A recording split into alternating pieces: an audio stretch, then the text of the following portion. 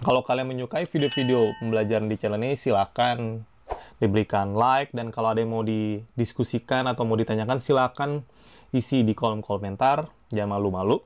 Dan yang terpenting, jangan lupa di subscribe. Ya, subscribe itu mudah, tinggal klik dan gratis. Oke, terima kasih banyak teman-teman. Nah, sebelumnya kita udah telah membahas berbagai operasi pada himpunan seperti irisan, gabungan, maupun komplement relatif. Nah, kali ini kita akan membahas suatu operasi himpunan yang lain. Namanya adalah selisih simetri, atau bisa dikenal disjunctive union. Sama halnya kayak operasi yang lain, jadi operasi ini pun juga akan menciptakan suatu himpunan baru, di mana elemen-elemen anggotanya tergantung dari definisi operasi tersebut. Nah, kalau pada selisih simetri, kalau kita baca di sini adalah suatu himpunan di mana elemen-elemennya adalah anggota A atau B, tapi bukan keduanya. Jadi agak beda sama operasi gabungan. Kalau gabungan itu kan elemen-elemennya anggota A atau B, tapi boleh keduanya. Ya kan? Untuk lebih jelasnya kita bisa lihat ilustrasi diagram Venn di sini nih. Nah, yang diarsir merah ini adalah suatu daerah di mana selisih simetri dari A sama B. Jadi, saya coba kasih label dulu. Ini lingkaran yang A dan ini yang B. Nah, yang diarsir merah ini nih. Tuh. Kalau kita lihat, anggota A masuk, anggota B juga masuk, tapi keduanya nggak masuk. Makanya yang di tengah sini nih, irisannya tidak diarsir. Beda sama union. Kalau union ini juga diarsir kan. Selisih simetri nggak, bolong di sini nih. Ya. Nah, sama halnya pada operasi yang lain, operasi selisih simetri juga punya notasi penulisannya. Biasa ditulis seperti ini nih. Jadi A selisih simetri sama B, dia pakai simbol segitiga kayak gini. Ada juga yang nulis seperti ini.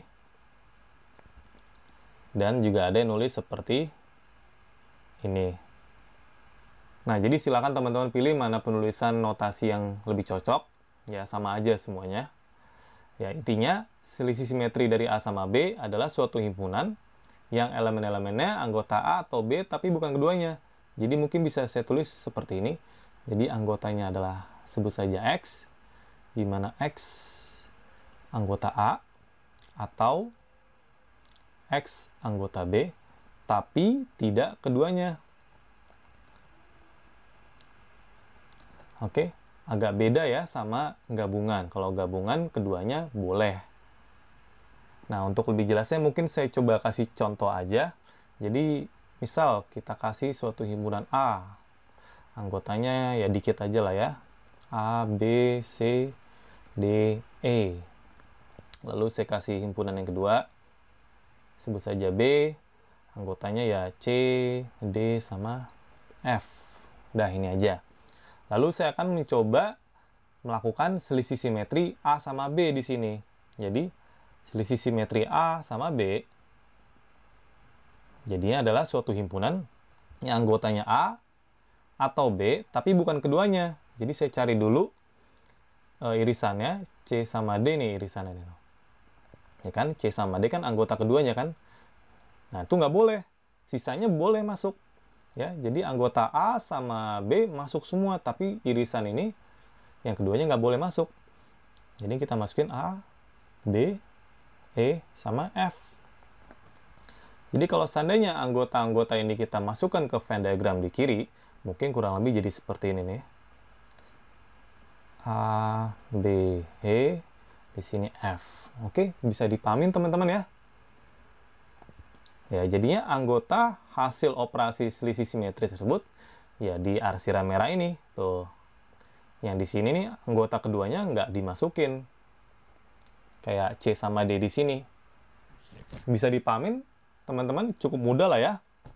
Nah, kalau teman-teman perhatiin di Venn diagram ini, yang arsiran merah di kiri nih, itu sama halnya kalau saya menuliskan seperti A kurang B. Ya kan? Masih ingat teman-teman tentang komplement relatif? Komplement relatif B terhadap A, itu kan arsirannya yang di sini nih tuh. Tuh, anggota A yang bukan B. Dan arsiran merah di kanan, kalau kita lihat, ini sama aja kayak B kurang A. komplement A relatif terhadap B. Jadi anggota B yang bukan A. Ya kan? Tuh. Nah, jadi kita bisa menuliskan bahwa selisih simetri itu sama aja kayak gabungan A kurang B sama B kurang A. Ya kan? Sama saja kayak kita menggabung A kurang B sama B kurang A. Ya, jadi kita bisa menuliskan seperti ini. Oke, pada kesempatan kali ini saya mau lagi-lagi membahas kata atau di sini nih. Ya. Nah, lihat nih kata atau di sini. Dulu kita pernah membahas pada video tentang gabungan mengenai ambigu pada kata atau, karena kata atau itu bisa punya makna double. Ya, kadang kita ngomong A atau B itu boleh keduanya, tapi kadang nggak boleh keduanya. Ya, mungkin biar lebih jelasnya saya coba kasih contoh. Kalau contoh pertama, Gian dipersilahkan berangkat naik pesawat atau kereta buat ke Bandung. Nah, contoh kedua, mahasiswa yang mengikuti mata kuliah ini pasti telah mengambil aljabar linear atau analisis real. Teman-teman udah tahu dong, apa bedanya? Kalau contoh pertama, itu tidak boleh keduanya. Jadi, contoh pertama itu tidak boleh keduanya. Jadi, Gian bla bla bla bla bla naik pesawat atau kereta. Ya kan? Jadi Gian boleh naik pesawat, boleh juga naik kereta, tapi nggak boleh naik pesawat dan kereta secara bareng-bareng. Gimana caranya? Ya kan? Masa mau kereta dimasukin ke pesawat atau pesawatnya dimasukin ke kereta kan nggak mungkin. Sedangkan kalau contoh kedua, ini boleh keduanya. Jadi mahasiswa yang ikut mata kuliah ini bisa jadi telah ngambil aljabar linear, atau bisa jadi ngambil analisis real, atau bisa jadi mereka udah ngambil keduanya. Ya, jadi di sini penerapan kata atau di mana boleh keduanya. Oke, udah kelihatan jelas lah ya bedanya. Nah, pada matematika, ya, jadi kalau kita menggunakan kata atau, makna dari kata atau tersebut adalah seperti yang contoh kedua ini nih. Bukan contoh yang pertama. Oke, jadi kalau kita ngomong A atau B, berarti artinya A boleh, B boleh, keduanya pun boleh.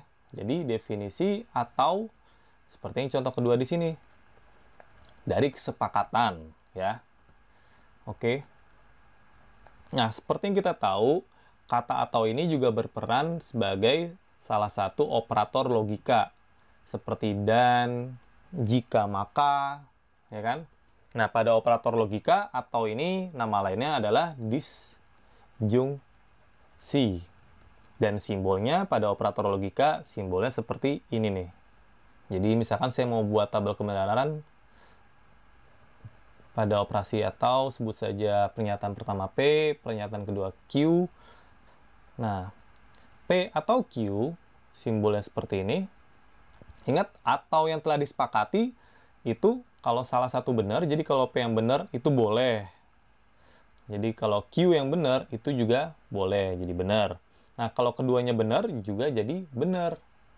Nah, kalau udah salah itu baru salah. Oke, bisa dipahamin teman-teman?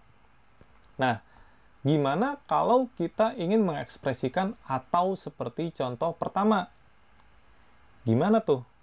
Masa kita nggak boleh pakai atau di matematika? Boleh, cuma kita ngasih penjelasan tambahan.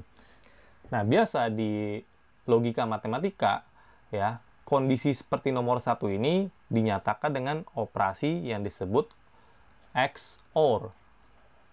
Nah, ini singkatan dari exclusive OR.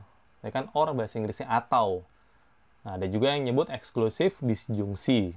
Nah, simbolnya kurang lebih seperti ini. Nah, sama kayak simbol yang tadi udah kita lihat tuh pada selisih simetri, ya kan? Nah, jadi kalau kita melakukan XOR pada dua pernyataan, hanya boleh satu doang yang benar. Kayak gini nih. Jadi cuma boleh Gian naik pesawat, itu yang benar, atau Gian naik kereta. Nggak boleh dua-duanya yang benar. Jadi kalau kita tuliskan tabel kebenarannya, mungkin kurang lebih seperti ini. Jadi kalau saya punya dua pernyataan, P sama Q, maka P XOR Q, simbolnya seperti ini. Ya, hanya satu doang yang benar boleh. Jadi kalau P benar, jadi kayak naik pesawat benar, kan naik kereta, oke. Gian nggak naik pesawat, tapi Gian naik kereta, boleh. Tapi kalau Gian naik pesawat dan naik kereta, tidak benar. Nah, dua-duanya pun juga tidak benar. Oke, bisa dipahamin bedanya atau disjungsi dengan simbol seperti ini, yang boleh keduanya, sama atau dengan operasi XOR atau eksklusif disjungsi. Nah, kalau kita lihat pada selisih simetri, ya, kita juga bisa mengekspresikan selisih simetri seperti ini.